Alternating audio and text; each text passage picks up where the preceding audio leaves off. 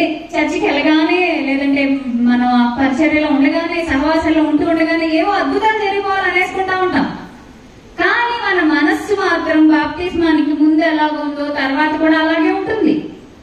మార్పు అనేది జరగట్లేదు. ఎందుకు? ఖచ్చితంగా మిస్టేక్స్ జరుగుతాయి, పడిపోతా ఉంటారు, లేస్తా ఉంటారు. నీతిమంతుడు 7 మార్లు పడినను తిరిగి లేస్తాడు. ఆ నీతిమంతుడు అని ఎవరి చేత పిలువబడుతున్నాడు? ఎందుకు నీతిమంతుడయ్యాడు? నీతి కార్యాలు చేసి నీతిమంతుడు అవుతున్నాడా? కాదు.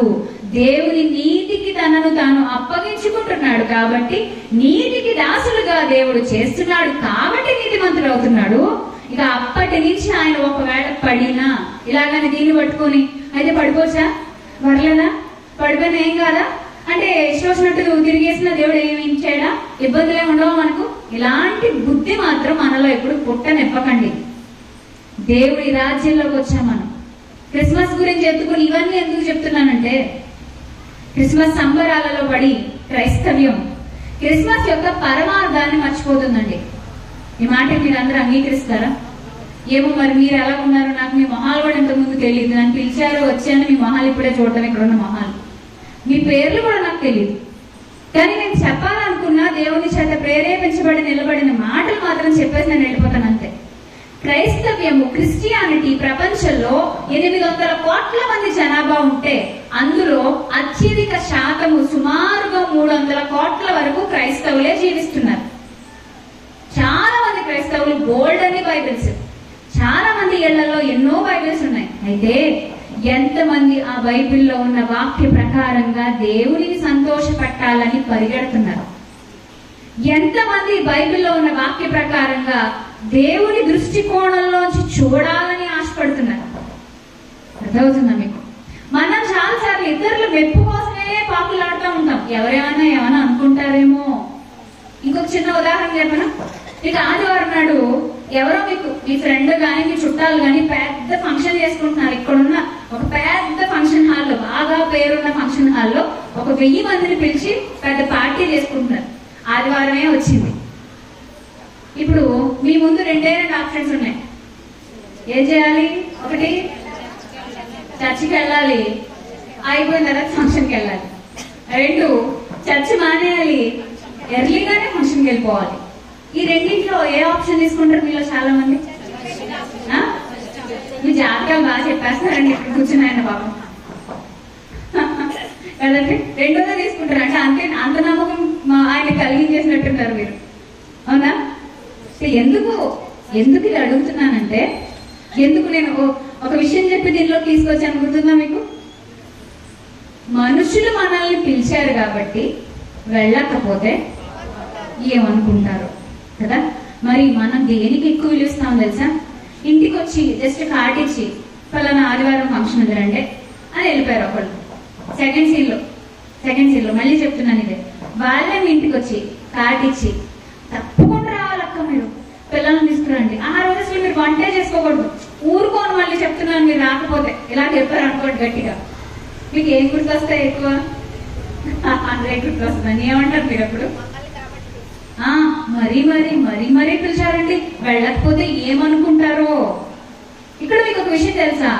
మనతో పాటు బతికే ఒక మనిషి ఏమనుకుంటాడో అని మనం దేవుని సన్నిధిని కూడా వదిలేసుకోవడానికి వెనకాడట్లేదే.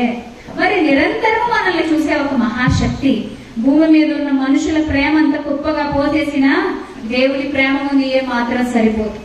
భూమి మీద ఉన్న మనుషుల నీతి క్రియలన్నీ కుప్పగా పోసేసినా దేవుని పరిశుద్ధ ఛాయల్లో కూడా ఏ మనిషి అక్కడికి వెళ్ళలేడు. భూమి మీద ఉన్న మనుషుల ఆప్యాయత, అనురాగం, కేరింగ్, వాళ్ళ మన పట్ల చూపించే జాగ్రత్త ఇదంతా ఒక పక్కకు పెట్టేసిన దేవుడు మనిషి పట్ల చూపించే వాత్సల్యత ముందుకు ఏమన్నా సరిపోతుందంటారా? మరి అంటే ఏ రకంగా చూసినా మనిషి కంటే దేవుడు ఎప్పుడు పర్వతం కంటే గొప్పగానే కనిపిస్తున్నాడు కదా. మరి అలాంటి దేవుడు ఏమనుకుంటాడో అనే ఆలోచన ఏనాడైనా మన ఆత్మీయ జీవితంలో వచ్చిందా అని అడుగుతున్నా.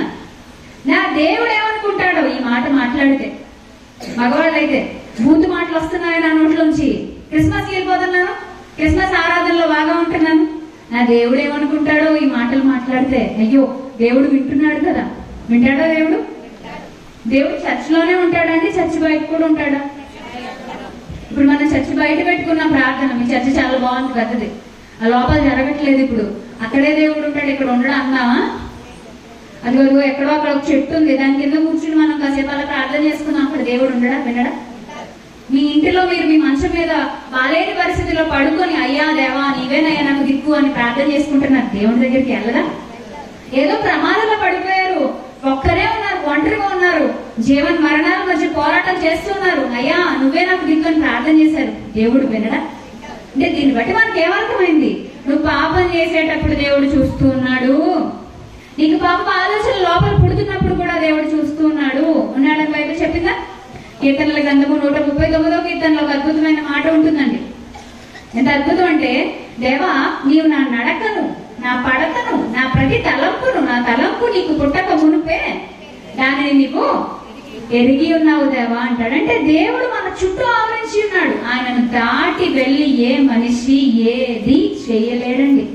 మరి అలాంటప్పుడు ఒక్క మాట ఆలోచిద్దాం ఈ రాత్రికాల సమయంలో, దేవుడు ఏమనుకుంటున్నాడో, ఆయన ఒకవేళ బాధపడతాడేమో. వినబడుతుందన్నమాట. దేవుడు ఒకవేళ బాధపడతాడేమో అనుకుంటే, నేడు జరుగుతున్న క్రిస్మస్ సంబరాల్లో కానీ, ఉపవాస ప్రార్థనల్లో కానీ, ఉజ్జీవ కూడికల్లో కానీ, సెమినార్స్ లో కానీ, రకరకాల కోటాల్లో కానీ మనుషుల మెప్పు కోసం మనం ఆరాటపడం కానీ, దేవుని మెప్పు మాత్రమే రావాలని మనం తాపత్రయపడతాం. దేవుని సంకల్పం ఎంతో గొప్పది ప్రియులారా. ఈరోజు మనం ఇలా క్రిస్మస్ చేసుకుంటున్నామంటే మంచిదే, ఒక వ్యక్తి పుట్టాడు కాబట్టి ప్రపంచానికి విమోచన వచ్చింది.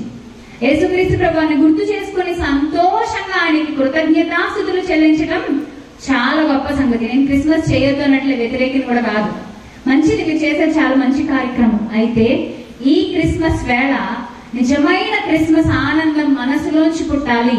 దేవుని దృష్టికోణంలోంచి మనం ప్రపంచాన్ని చూడగలగాలి, మన వ్యక్తిత్వాన్ని చూడగలగాలి, మన కుటుంబాలను చూడగలగాలి, మన జీవితాన్ని మనమే చూసుకుంటూ పరిశీలించుకుంటూ దేవునికి దగ్గరగా జరుగుతూ వెళ్ళిపోవాలి.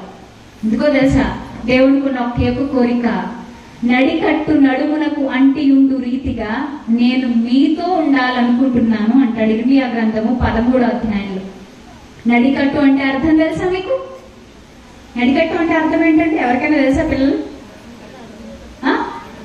తెలుసా నడికట్టు అంటే అర్థం ఏంటి? ఇంగ్లీష్ మీడియం అనుకుంటానే, తెలుగు మీడియం ఉన్నారా? నడికట్టు అంటే బెల్ట్ అమ్మా, బెల్ట్.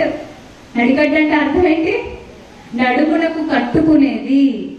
నడుమునకు బెల్ట్ పెట్టుకున్నప్పుడు అది ఎంత స్టిఫ్ గా అయితే నడుము నుంచుతుందో, ఒకనాడు యూదులతోటి, ఇశ్రాయేలులతోటి, రాబోయే క్రైస్తవ తరంతో దేవుడు మాట్లాడుతూ ఇర్మియా గ్రంథం 13వ అధ్యాయంలో అంటాడు. ఒకసారి ఆ మాట చూద్దామా? దయచేసి ఆ మాట దగ్గరికి వెళ్ళి ఆలోచిద్దాం. చూడండి ఒక్కసారి. ఇర్మియా గ్రంథము 13వ అధ్యాయము, ఇర్మియా గ్రంథము 13వ అధ్యాయము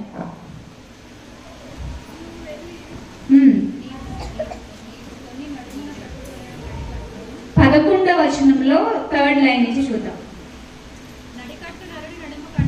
11వ వచనంలో 3rd లైన్ నుంచి చూద్దాం.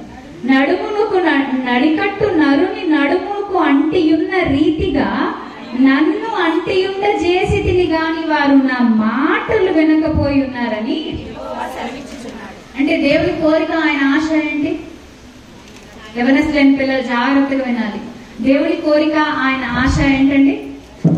నడికట్టు నడుముకు అంటుకున్న రీతిగా ఆయన మనతో ఉండాలని ఆశపడుతున్నారు. అంటే మనం ఆయన కోసం ఆలోచించాలి, ఆయన మాటలు చదవాలి, ఆయన పాటలు నేర్చుకోవాలి, అందులో అర్థం తెలుసుకోవాలి, నా ప్రవర్తన సరిగా ఉందా లేదా అని పరిశీలించుకోవాలి. భక్తి చేస్తున్నామంటే ఏదో చర్చికి వచ్చి కూర్చుని ప్రతి కార్యక్రమంలో చేయి పెట్టి వెళ్ళిపోవడం కాదండి భక్తి అంటే. భక్తి అంటే నిర్దోషమైనది, నిష్కళంకమైనది, దేవుని ఎదుట మాత్రమే కనబడేది. ఇహలోక మాలిన్యం నీకు అంటకుండా నేను కాపాడుకోవాల్సిన ఒక గొప్ప ప్రక్రియ భక్తి అంటే. అది నేటి క్రిస్మస్ లో ఉందా? చెప్పండి. ఒక క్రిస్మస్ చేసే కుటుంబం నాకు తెలుసు, వాళ్ళు ఎప్పుడు క్రిస్మస్ సంబరాలు చేస్తూ ఉంటారు. అయితే ఒకరోజు అక్కడికి మీటింగ్కి వెళ్ళినప్పుడు మీటింగ్ అయిపోయిన తర్వాత ప్రేయర్ చేయడానికి లోపలికి వెళ్తే, అంటే క్రిస్మస్ వాక్య సందేశం ఇచ్చేసారి అయిపోయిందండి, చాలా రోజుల క్రితం సంగతి. వాక్య సందేశం ఇచ్చేసారి అయిపోయింది, ఇంట్లోకి వెళ్ళి ప్రార్థన చేయడానికి రమ్మన్నారు. పిలిచి బయటకు వచ్చేటప్పుడు ఆ సందులో 2 పెట్టెలు కనిపించినాయి. ఆ పెట్టెలు ఏంటంటే మందు బాటిల్స్. అంటే వాక్యం చెప్పిన వాళ్ళు వెళ్ళిపోయిన తర్వాత ఇక్కడ ఇంకో కార్యక్రమం మొదలవుతుంది అనమాట. మీకు అర్థమైందా సీన్?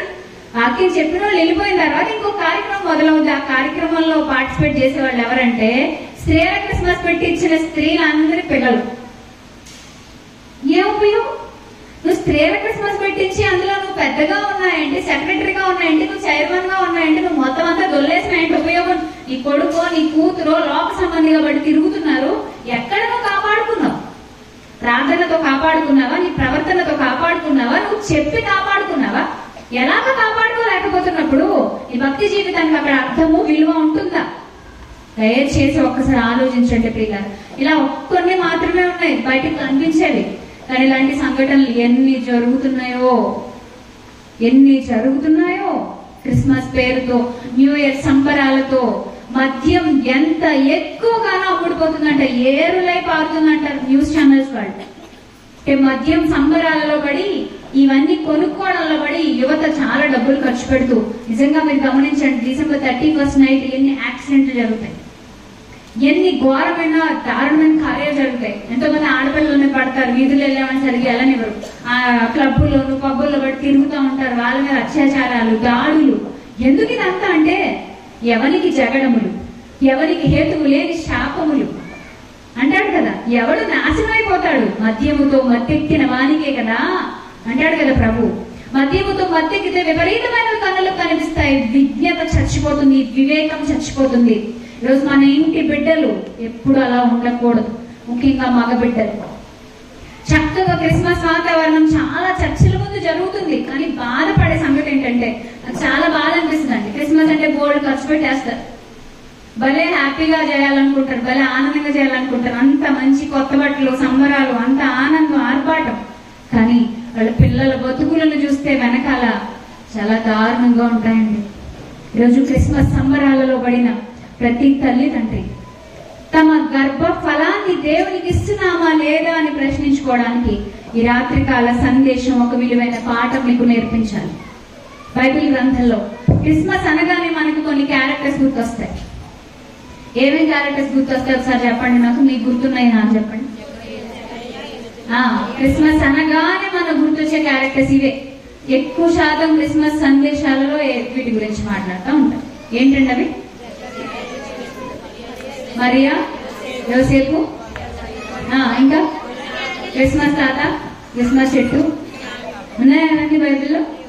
క్రిస్మస్ తాత, క్రిస్మస్ చెట్టు, శాంటా క్లాస్, గుర్రాలు, గుర్రబండి ఉన్నాయా? లేవు. మళ్ళీ అయ్యగానే చెప్పారు, మన ఎవరిని అడిగితే అయ్యే చెప్తున్నారు. క్రిస్మస్ లో కనిపించే క్యారెక్టర్స్ ఏంటి? జకరియా, ఎలిజబెత్. ఒకసారి చూద్దాం లూకాసు వార్తలో. ఈ రాత్రికాల సమయంలో మన కుటుంబాలకి క్రిస్మస్ ఆనందం ఎలా శాశ్వతంగా ఉండిపోవాలో మనం నేర్చుకుందాం. మన కుటుంబాలలో ఉండాలి క్రిస్మస్ ఆనందం, మన వ్యక్తిగత జీవితంలో ఉండాలి క్రిస్మస్ ఆనందం. యేసుక్రీస్తు లోకానికి వచ్చాడంటే అందరికీ దేవుళ్ళు ఉన్నారు, మాకు కూడా ఓ దేవుడు, అందరికి గుళ్ళు ఉన్నాయి, మాకు కూడా ఒక గుడి ఉంది, వాళ్ళకి భక్తి మాకు భక్తి, అందుకే మేము ఇలా భక్తి పండుగలు చేసుకుంటున్నాం అని చెప్పేటోళ్ళుగా మనం ఉండొద్దు. అక్కడే మనం ఆగిపోవద్దు. మనం ఇంకొంచెం పైకి వెళ్దాం, ఇంకొక మెట్టు పైకి ఎక్కుదాం. దేవుడికి ఇష్టలు ఎవరో తెలుసుకుందాం. దేవుడు ఒక చోట మాట అంటారండి, ప్రభువా ప్రభువా అని నన్ను పిలిచి ప్రతివాడు. మరి ఎవరు వెళ్తారు చెప్పండి గట్టిగా? నా తండ్రి చిత్త ప్రకారము. చిత్త ప్రకారం అంటే అర్థం ఏంటి? ఇష్ట ప్రకారం. ఎవరి ఇష్ట ప్రకారం? దేవుని ఇష్ట ప్రకారం. నిజమేనా? అలాగే జరుగుతుందా సంఘాల్లో? దేవుని ఇష్ట ప్రకారం జరుగుతుందా? సంఘ పెద్దల ఇష్ట ప్రకారం జరుగుతుందా? చాలా చోట్ల దేవుని ఇష్ట ప్రకారం జరుగుతుందా? విశ్వాసుల ఇష్ట ప్రకారం జరుగుతుందా? మరి ఎందుకంటే ఇలా చెప్పుకుంటాం మనం. దేవుని ఇష్ట ప్రకారం జరుగుతున్నప్పుడే మనం విజయం సాధించినట్టు. అలాంటి విజయం మీ అందరి కుటుంబాలలో కలుగును గాక. అందరికీ అట్టి గొప్ప ఆశీర్వాదం లభించును గాక. సరే, ఇప్పుడు చూద్దాం వచనం. లూకాసు వార్త 2వ అధ్యాయం. లూకాసు వార్త 2వ అధ్యాయం ఇక్కడ మీరు 1వ అధ్యాయంలో చూస్తే జకర్యా గారికి దేవుని దూత దగ్గర నుంచి ఇన్ఫర్మేషన్ వచ్చినట్టుగా చూస్తాం. జకర్యా దగ్గరికి దేవుని దూత వచ్చింది. దాన్ని నేను కొంచెం క్లుప్తంగా చెప్తాను. దానికంటే ముందు పేజ్ తిప్పండి.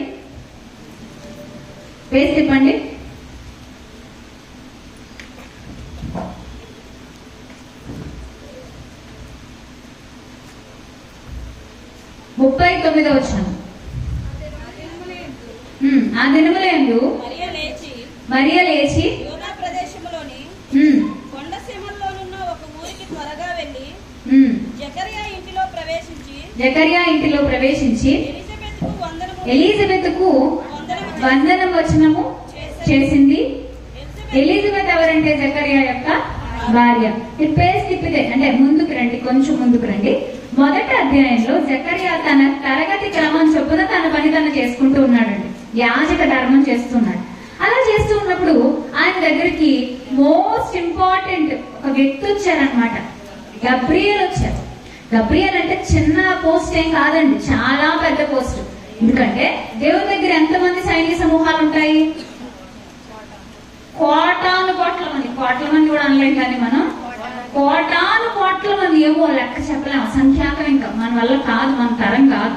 అంతమంది కోటాను కోట్ల మంది సైన్య సమూహం ఉన్నప్పుడు వాళ్ళలో ప్రధాన దూత అని పిలువబడిన వాడు అంటే ఎంత గొప్ప స్థానంలో ఉన్నాడు చూసారా? గొప్ప అఫీషియల్ అన్నమాట. గవర్నమెంట్ తరపు నుంచి ఎవరైనా వస్తున్నారంటే ఎంత అఫీషియాలిటీ అండి. వాళ్ళు ఏ రేంజ్ లో చూస్తారు, అసలు ఏ రేంజ్ లో చూస్తారు? మార్నింగ్ మేము వచ్చేటప్పుడు హైదరాబాద్ నుంచి ఫ్లైట్ లో నేను వచ్చేటప్పుడు మాకు రాజమండ్రికి ఫ్లైట్ చాలా లేట్ అయిపోయింది. ఎందుకంటే మన రాష్ట్రపతి గారు వచ్చారు మన ప్రాంతానికి. ఒక రాష్ట్రపతి ఆవిడ వచ్చి అక్కడ ఏం చెయ్యదు, జస్ట్ వెళ్ళిపోద్ది అంతే. వెళ్ళిపోయి ఆవిడ ఏదో భద్రాచలం వెళ్ళాలంటే అదే వెళ్ళిపోతారు ఆవిడ. కానీ ఆ ప్లేస్ మొత్తం కట్టుదిట్టమైన భద్రతా వ్యవస్థ ఏర్పాటు చేశారంటే ఆవిడ భారతదేశానికి ఇంపార్టెంట్ వ్యక్తి అనే కదా. చిన్న పర్సన్ ఏం కాదు ఆవిడ, చిన్న వ్యక్తి ఏం కాదు. అమ్మో, చాలా చాలా గొప్ప వ్యక్తి, హైలీ అఫీషియల్ అనమాట ఆవిడ. అంటే ఆమె వస్తేనే ఇంత కట్టుదిట్టంగా ఉంది కదా భద్రతా వ్యవస్థ. నేను అంటున్నాను, మొత్తం దేవుడి దగ్గర ఉన్న కోటాను కోట్ల సైన్య సమూహాల మీద ప్రధానిగా ఉన్నటువంటి, అంటే వాళ్ళలో దేవునికి చాలా చాలా ఇంపార్టెంట్ అయిన ఒక దేవదూత గబ్రియల్, అతనే వచ్చేసాడంటే భూమి మీదకి. ఎవరికి చెప్పడానికి? జకర్యాకి చెప్పడానికి వచ్చాడు, మాట్లాడాడు, చెప్పాడు. జకర్యా ఏం చేశాడు? నమ్మలే. జకర్యా ఏమన్నాడంటే, ఇది నాకు ఎలాగో తెలియను, నేను ముసలివాణ్ణి కదా, నా భార్య కూడా గర్భం ఉడిగిపోయింది కదా, ఎలా అవుతుంది ఇది అన్నాడు. వెంటనే అవుతుంది, నా మాట నమ్ము అని చెప్పాడు గబ్రియలు. మళ్ళీ ఇంకొక మాట కూడా చెప్పాడు, నమ్మలేదు కదా. జకర్యా నువ్వు నమ్మలేదు కదా, నమ్మలేదు కాబట్టి ఇంకేంటి పరిస్థితి? ఇప్పుడు ఈ సంగతులు జరిగే వరకు నీవు మౌనివై ఉంటావు. ఆ తర్వాత ఏం జరిగింది చూడండి, 23-24. అతను సేవ చేయ దినములు సంపూర్ణమైనప్పుడు తన ఇంటికి వెళ్ళాడు. ఆ దినములైన పిమ్మట అతని భార్య ఎలిజబెత్ గర్భవతి అయి, మనుషులలో నాకుండిన అవమానము తీసివేయటకు నన్ను కటాక్షించిన దినములలో ప్రభు ఇలాగున చేసెను అనుకొని 5 నెలలు ఇతరుల కంట పడకుండెను. అంటే ముసలిదిగా ఉంది, వృద్ధురాలిగా ఉంది, తన గర్భం పండింది, తన గర్భాన్ని తెరిచింది దేవుడే అని మొదట నమ్మింది. కాబట్టి మనుషులలో నాకున్న అవమానాన్ని నా ప్రభు తీసివేసేసాడు అని చెప్పి 5 నెలలు అలాగే ఉందట. ఇక 6వ నెల నుంచి ఏం జరిగింది ఇక్కడ మనకు కనిపిస్తుంది. ఒకసారి చదవండి. ఇక్కడ 41 వచ్చినవండి, 40 వరకు ఇందాక చదివాం కదా. 41 నుంచి చదువుదాం. ఎలిజబెత్ మరియ యొక్క వందన వచనం వినగానే ఆమె గర్భంలో శిశువు గంతులు వేసెను. అంతటా ఎలిజబెత్ పరిశుద్ధాత్మతో నిండుకొనినదై బిగ్గరగా ఇట్లను. ఎవరితో అంటుంది? మరియతో అంటుంది. ఏమంటుంది? స్త్రీలలోని ఆశీర్వదింపబడేదాను, నీ గర్భ ఫలమును ఆశీర్వదింపబడును, నా ప్రభు తల్లి నా యొద్దకు వచ్చుట నాకు ఎలాగూ ప్రాప్తించను. ఇక్కడ మీరు 2 విషయాలు నోట్ చేసుకోవాలి. ఒకటి, ఎలిజబెత్ పరిశుద్ధాత్మతో నిండుకొన్నదై. దయచేసి ఆ పరిశుద్ధాత్మతో నిండుకొన్నదే అండర్లైన్ చేయండి. పరిశుద్ధాత్మతో నిండుకొన్నదే దయచేసి అండర్లైన్ చేయండి. ఆ తర్వాత నా ప్రభు తల్లి, అది అండర్లైన్ చేయండి. ఎన్ని వచ్చినాయి మొత్తం? మొదటిది ఏంటి? రెండవది ఏంటి? అసలు ఏంటంటే ప్రభువే లేనప్పటికీ భూమి మీద నా ప్రభుత్వం ఎలాంటిదండి? ఇప్పుడు ఎలా అంటుంది? ఏంటి ప్రభువు యొక్క సారం ఏంటి? మీ అందరూ బైబిల్ చదువుతారా? చదివే వాళ్ళు ఉన్నారు ఇక్కడ? చదివే వాళ్ళు ఉన్నారా? పాపం సీరియల్స్ కోసం చాలా సీరియస్ గా కష్టపడే వాళ్ళు ఉన్నారా? అన్నమాట అర్థమైందా? చదివే వాళ్ళు ఉన్నారా? సీరియల్స్ కోసం ఆ సీరియల్స్ లో పనిచేసే వాళ్ళకి కోట్ల రూపాయలు, లక్షల రూపాయలు ఇవ్వడానికి, వాళ్ళకి పబ్లిసిటీ తేవడం కోసం మీరు చాలా సీరియస్ గా కష్టపడుతున్నారా? అంటే ఏంటి అర్థం? టైం అయ్యేసరికి ఏ మాత్రం బయట ఉద్యోగాలకైనా ఒకవేళ లేట్ చేస్తారేమో కానీ అబ్బాబ్బా అసలు దీనికి మాత్రం లేట్ చేయరండి. రిమోట్ పట్టుకుని పక్కన పోయిన కూర మాడిపోయినా, పాలు పొంగిపోయినా, అన్నం ఏమైపోయినా భర్త టైంకి వస్తాడు, అన్నం పెట్టాలని ఆలోచన లోపల నుంచి దొరిచేస్తున్నా. అమ్మ అన్నం పెట్టవే, ఏదో పెట్టవే, నా పిల్లలు ఇబ్బంది పెడుతూ ఉన్నా, నాకు అవసరం లేదు, అందులో అది మాత్రం చూడాల్సిందే, నేను చూడాల్సిందే. ఇది మన మనసు కోరుకునే కోరిక. నాకు తెలిసి ఇక్కడ చాలా మంది పాపం అలాంటి శ్రమజీవులు ఉన్నారు అనుకుంటా. మౌనం ఉన్నారు, అందుకే బస్ నుంచి గోడ పిల్లులాగా. గోడ పిల్లులు అటా ఇటా ఇటా అటా అని అలాగే కూర్చుంటుందంట. మీరు అలాంటి శ్రమజీవులేమో ఒకసారి ఆలోచించుకోండి. అలాంటి శ్రమ ఈ భూమి మీద, అలాంటి ప్రయాస మనకి ఎలాంటి ప్రయోజనము తీసుకురాదు. ప్రభువునందు మీ ప్రయాస వ్యర్థం కాదు. లోకంలో మీ ప్రయాసం, అది మానసిక ప్రయాస కావచ్చు, ఎమోషనల్ గా మీరంతా నలిగిపోవచ్చు, లేదంటే శరీరంతో ఎంత కష్టమైనా పెట్టచ్చు. లోక సంబంధమైన పాకులాట అయితే అది నీకు చివరికి మిగిల్చేది గుడ్డు సున్నా. గుడ్డు సున్నా. ప్రభువునందు నీ ప్రయాస అయితే నీకు మిగిల్చేది నిత్య జీవము. నిత్య జీవం. కాబట్టి ఈ మాట మీరు ఒకసారి ఆలోచించండి. ఎలిజబెత్ వృద్ధాప్యంలో అందరూ ఈవిడికంటే పిల్లలు పుట్టలేదు, ఈవిడ శపించబడింది, ఈవిడికి అసలు ఆశీర్వాదమే లేదన్నట్టుగా పైకి కిందకి చూస్తూ ఉంటే చూసే వాళ్ళకి ఏ మాత్రం ఆశీర్వదించబడినదిగా కనిపించట్లేదు. బట్ దేవుని దృష్టికి ఆమె కనికరము పొందినదట.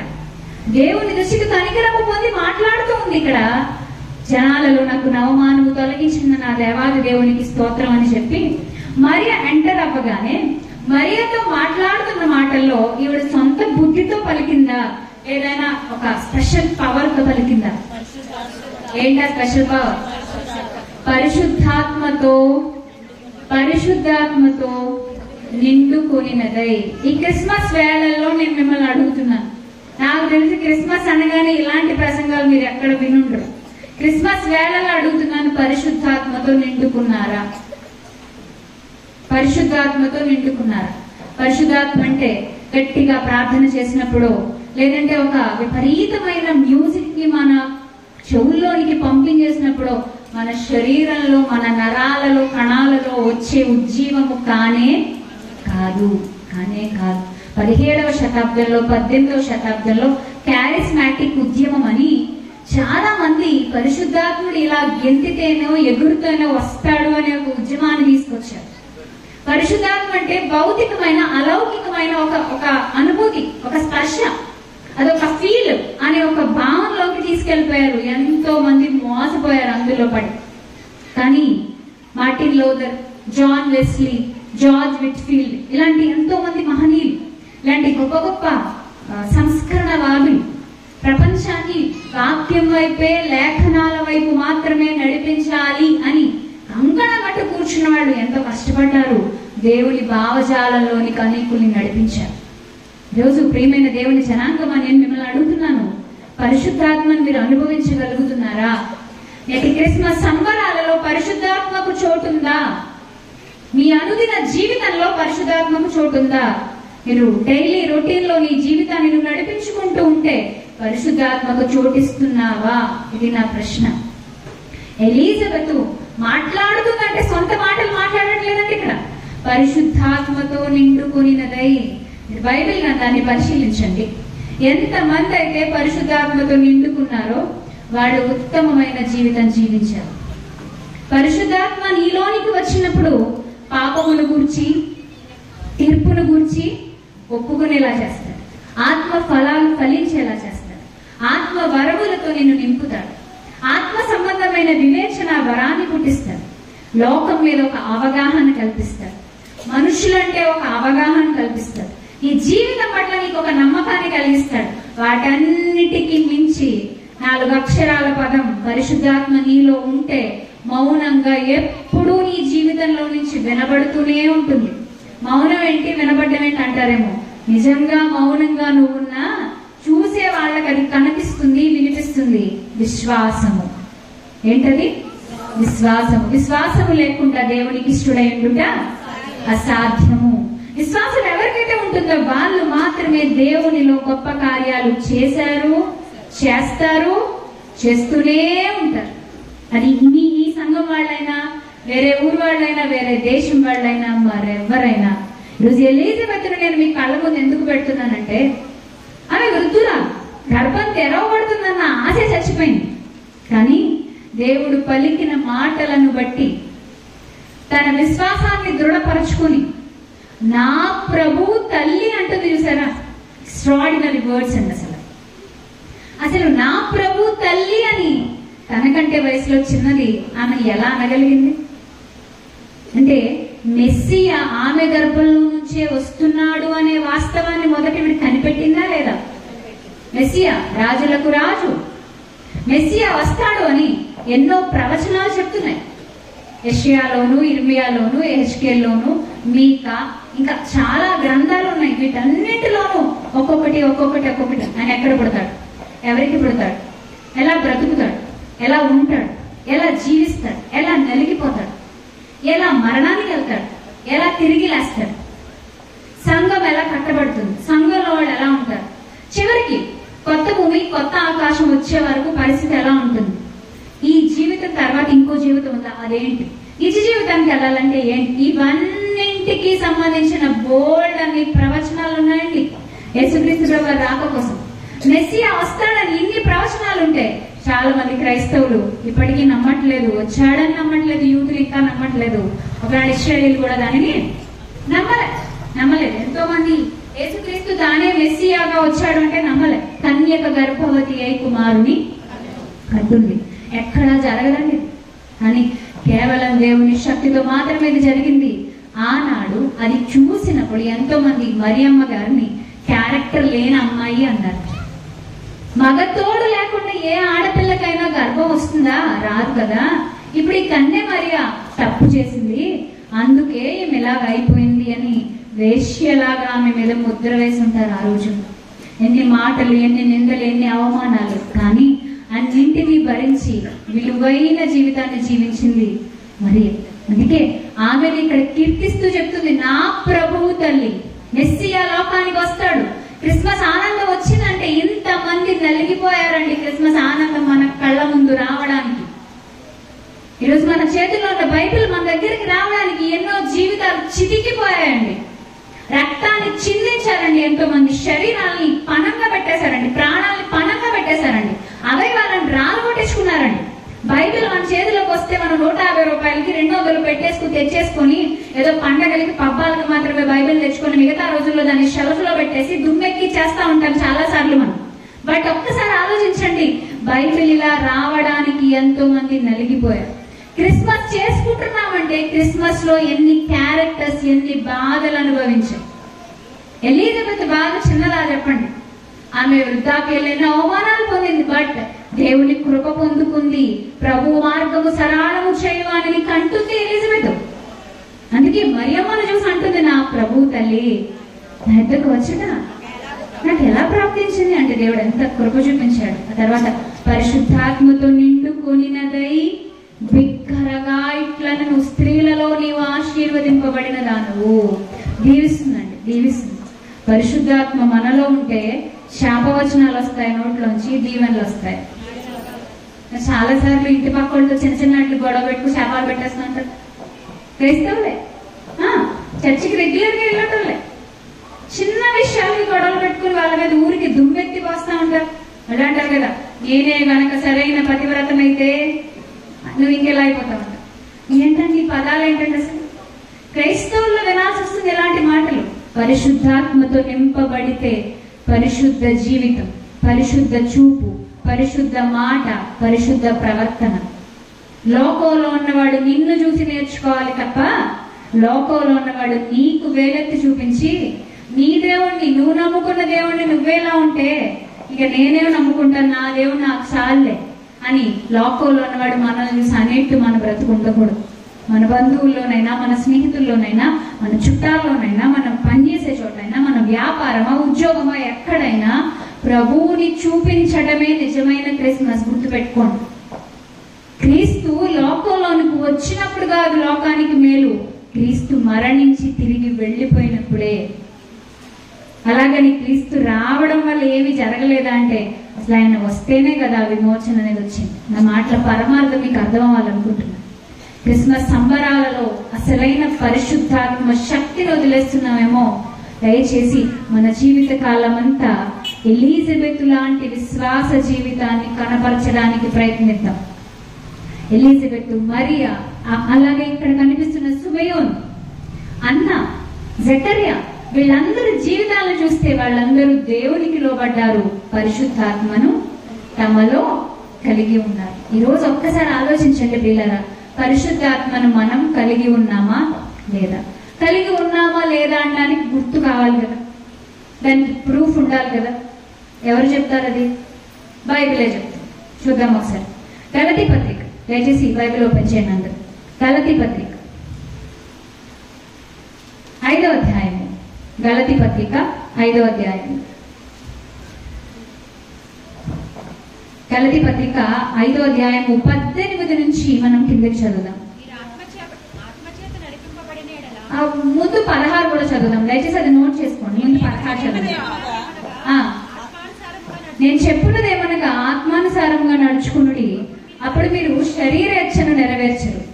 శరీరం ఆత్మకును, ఆత్మ శరీరమునకును విరోధముగా అపేక్షించును. దయచేసి మొట్టమొదటి మాట, ఆత్మానుసారంగా నడుచుకునేటప్పుడు అప్పుడు మీరు శరీరేచ్ఛను నెరవేర్చరు. చాలా మంది బైబిల్ పెట్టుకొని చర్చికి వెళ్ళిపోతారండి, వాళ్ళ బతుకులు ఎవరికి తెలియదు అని బయట మాట్లాడుకుంటున్నారంటే నిన్ను బట్టియే కదా దేవుని నామం అన్యజనుల మధ్య. దయచేసి అలాంటి దోషణ మన బతుకు వల్ల తండ్రికి రాకూడదు. ఇందాకే చెప్పాను నేను, ప్రభువా ప్రభువా అని నన్ను పిలిచి ప్రతి వాడును పరలోక రాజ్యానికి. దేవుని చిత్త ప్రకారం చేసేవాడు. ఏది దేవుని చిత్తం? ఆయనకి ఇష్టం. నువ్వు పరిశుద్ధంగా ఉండడం దేవునికి ఇష్టం, పాపులను రక్షించడం దేవునికి ఇష్టం, సువార్త కార్యక్రమాలు చేయడం దేవునికి ఇష్టం, నువ్వే ఒక సువార్త పత్రికగా మారిపోవడం దేవునికి ఇష్టం. నీలోంచి సువార్త బయటికి రావాలి, క్రీస్తు మాటలు బయటికి రావాలి. నువ్వు మాట్లాడినా, ఒకవేళ నువ్వు మౌనంగా నడుస్తూ వెళ్ళినా, నీ గురించి చెప్పుకోదగిన టోటల్ లైఫ్ స్టైల్ అంతా నీ దగ్గర ఉంటే అది ఎవరికి ఇష్టం? దేవునికి ఇష్టం. అలాంటి ఆత్మ సంబంధమైన ప్రవర్తన మనలో రావాలి. క్రిస్మస్ లో ఈ సందేశం అవసరం అంటే ఖచ్చితంగా అవసరమైన ఆత్మ చెప్తున్నారు. ఒక ప్రేరేపణ కలిగి నేను ఇక్కడ నిలబడి మాట్లాడుతున్నాను. దయచేసి ఆలోచించండి పిల్లల. యేసుక్రీస్తు ప్రభువారి రెండవ రాకడ ఎప్పుడు జరుగుతుందో తెలీదు. లోకం విచ్ఛిన్నం అయిపోవడానికి, నాశనం అయిపోవడానికి సిద్ధంగా ఉంది. మనం కూడా ఈ జీవితాన్ని విడిచిపెట్టి వెళ్ళిపోవడానికి సిద్ధంగా ఉన్నాం. ఈలోపు మన జీవితం ఎలా ఉంది, మన ఆత్మస్థితి ఎలా ఉందని పరీక్షించుకోవాల్సిన వాళ్ళమై ఉన్నాం పిల్లలు. ఒకసారి కిందకి చదువుదాం చూడండి. 20వ వచనం నుంచి 19 నుంచి చూద్దాం. శరీర కార్యాలు స్పష్టంగా ఉన్నాయట, క్లియర్ గా ఉన్నాయంటున్నాడు. అవేంటంటే జాగ్రత్తం, అపవిత్రత, కాముకత్వం, విగ్రహారాధన, అభిచారము, ద్వేషములు, కలహములు, మత్సరము, క్రోధములు. ఇవేమో ఈ గాదులే మాకెక్కడున్నాయి అనుకుంటున్నారా? దాటి దాటి దాటి దాటి దాటి చదివేస్తే నాకు వీడికి అసలు సంబంధమే లేదు, నేను చాలా మంచోళ్ళు అనుకుంటున్నారేమో. ఇందులో ఎక్కడో చోట నువ్వైనా నేనైనా ఒకవేళ ఆగిపోవాల్సి వస్తుందేమో ఆత్మ లేకపోతే. చదువుతున్నాయి నా మాటలు. ఇందులో ఎక్కడో చోట నువ్వు కూడా ఈ స్థితిలోనే ఉన్న, ఈ లక్షణం నీలో ఉంది, చూసుకో, టిక్ పెట్టుకో, జాగ్రత్త. ఇంకా నువ్వు నీ మనస్సు మార్చుకున్నానని చెప్పుకుంటున్నావు కానీ మోసుకెళ్తున్నావేమో ఈ లక్షణాన్ని. ఒకవేళ ఇలా బైబిల్ నీతో మాట్లాడుతుంటే ఈ రాత్రికాల సమయంలో, ఈ క్రిస్మస్ వేళలో నీ హృదయంలో సంపూర్ణమైన మారు మనస్సు దేవుడు కోరుచున్నాడు. క్రీస్తు నీ హృదయంలోకి రావడానికి ఇష్టపడుతున్నాడు. ఆయన వస్తే చెత్త చెదారం ఉండదు అక్కడ. ఇదిగో ఇదే చెత్త అంతా, ఇదే చెత్త. చూస్తున్నా, చదువుతున్నా, ఈ చెత్త అంతా ఉంది రోజు మనుషులలో. పైకి మాత్రం హంగు, ఆర్భాటం, భక్తి పరుల వలె వేషం, పైకి మాత్రం ఆత్మీయుల లాంటి వేషధారణ. కానీ హృదయాన్ని దేవుడు చూసినప్పుడు ఎలా ఉందండి, ఎలా ఉంటుందండి? పరీక్షించుకుందాం ఈ రాత్రికాల సమయంలో. ఒక్కసారి దేవుని వాక్యం నీతో మాట్లాడుతున్నప్పుడు, సూటిగా నీతో మాట్లాడుతున్నప్పుడు నీ హృదయాన్ని పరీక్షించుకో. కిందకి చదవాలి ఒకసారి, కిందకి చదవండి. వీటిని గూర్చి నేను మునుపు చెప్పిన ప్రకారం ఇట్టి వాటిని చేయవారు దేవుని రాజ్యమును స్వతంత్రించుకొనరని మీతో స్పష్టంగా చెప్పుచున్నాను. అయితే ఆత్మ ఫలమేమనగా, చిన్నపిల్లలను కూర్చోబెట్టి సండే స్కూల్లో నేర్పిస్తాం కదా, ఆత్మ ఫలాలు ఎన్ని? 9 వరసగా చెప్తారు. వాళ్ళకే ఈ పాఠం అని వదిలేస్తాము. కానీ ప్రతి క్రైస్తవుడు ఒక చెట్టు అనుకుంటే చెట్టులో నుంచి ఎప్పటికప్పుడు ఫలాలు వస్తూ ఉండాలి. చాలాసార్లు ఈ 9 ఫలాలలో మనకి ఎన్నో ఫలాలు రావండి, బయటికి చాలా రావు. వాటి గురించి మాట్లాడాలంటే రాత్రి సరిపోతుంది నాకు, అంత లోతైన టాపిక్స్. ఆత్మ ఫలాలు ఫలిస్తేనే నువ్వు పరిశుద్ధాత్మతో నిండుకొని దానివై నిండుకొనిన వాడివై ఉన్నట్టు లెక్క. ఒకవేళ ఆత్మ ఫలాలు లేకపోతే దయచేసి క్రైస్తవ జనాంగమా, మనుష్యుల దృష్టికోణం నుంచి కాదు, దేవుని దృష్టికోణం నుంచి ఆలోచించి మనం సరి చేసుకుందాం. ప్రేమ, సంతోషము, సమాధానము, దీర్ఘశాంతము, దయాళుత్వం. ఎక్కడో చోట బ్రేక్ పడిపోద్దిగా మనకి, పడిపోద్దా లేదా? ప్రేమ ఇంట్లో వాళ్ళ ఒకలాగా, ఈదిలో వాళ్ళ ఒకలాగా. లేడీస్ కాబట్టి అమ్మగారి తరపు వాళ్ళు వస్తే ఒకలాగా, మీ ఆయన గారి తరపు వాళ్ళు వస్తే ఒకలాగా. ఇక్కడ అటికిద్దామా ప్రేమని చూపించగలుగుతున్నావా? మీ అక్క చెల్లెమ్మలను ఒకలాగా, ఆడబిడ్డలను ఒకలాగా. వీళ్ళకి ఏమైనా ఇవ్వాలంటే ఇంకా ఇంకా ఇంకా, వాళ్ళకి ఏమైనా పెట్టాలంటే తీసేయి. నీవెప్పుడు మీ అమ్మానాన్నలు ఇస్తావని భర్తలు పోరెట్టే క్రైస్తవరాళ్ళు ఉన్నారంట. వీళ్ళ అమ్మానాన్నలకు ఏమైనా ఇబ్బంది అయితే మాత్రం వెంటనే వెళ్ళి ఆంటీ మా ఇంట్లో వాళ్ళకి సహాయం చేద్దామా అని అడుగుతారు. మరి అంటే అక్కడే దొరికిపోతున్నారు, పట్టబడిపోతున్నారు వాక్యంతో. ప్రేమ, సంపూర్ణమైన ప్రేమ మనకు చూపించలేకపోతే మనలో ఆత్మఫలము లేదు. ఇలా 1, 2 చెప్పండి, ఎన్నున్నాయి ఇక్కడ? 9. సంతోషం, ప్రభువునందే మన సంతోషం నిత్యం అదే ఉండాలి. కానీ లోకంలో సంతోషిస్తాం. ఏదైనా చిన్న ప్రాబ్లం వస్తే సంతోషం అంతా ఎగిరిపోద్దంటే మనకి చింత, ఆవేదన, వీటితోనే రోజులు గడుపుతూ ఉంటాం. కానీ నిజమైన ఆత్మఫలం సంతోషం. దాన్ని ఫలించడానికి ఎప్పటికప్పుడు ప్రయాసపడాలండి. ఒక చెట్టులోంచి ఒక పండు రావడానికి వెంటనే రాదు, సులువుగాను రాదు.